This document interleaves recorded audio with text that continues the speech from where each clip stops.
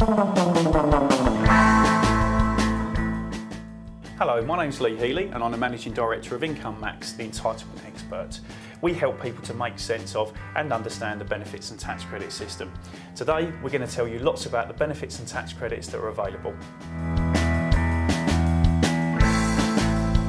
Currently, the government is very keen to move people off of benefits like income support, job seekers allowance, employment and support allowance and into work.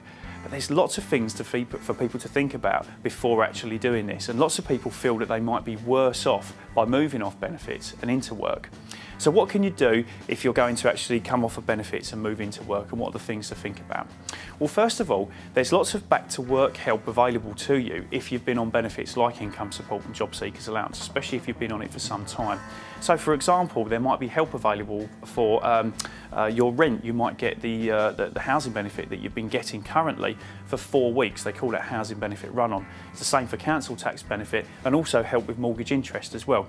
So what you should do is try and find out if there's any help available to you when you actually come off benefits around your rent, your council tax, your mortgage interest and so on and so forth.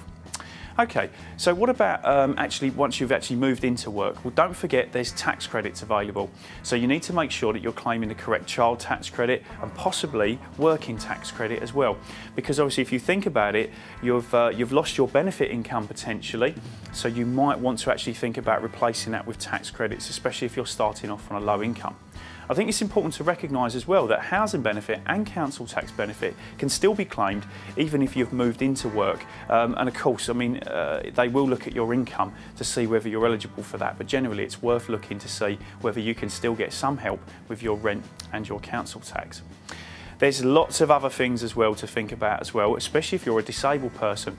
If you're a disabled person who's getting benefits like incapacity benefit or employment support allowance or income support, they do have a scheme of permitted work. Now what this is a way of you actually trying work out before you move off benefits in the first place. Something to think about as well is volunteering, for example.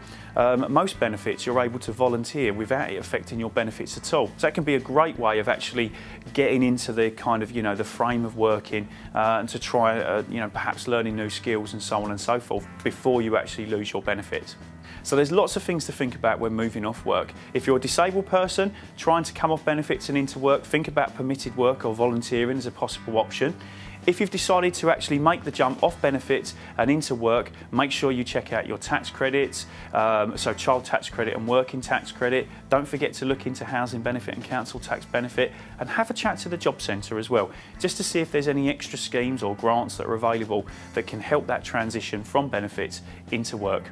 If you're really not sure, always seek some advice. Have a chat with a Citizens Advice Bureau or your independent advice centre that understands benefits and someone that can really help you understand how you can come off benefits and into work and make this a long-term and sustainable option for you. So that's a quick guide to moving off benefits and into work.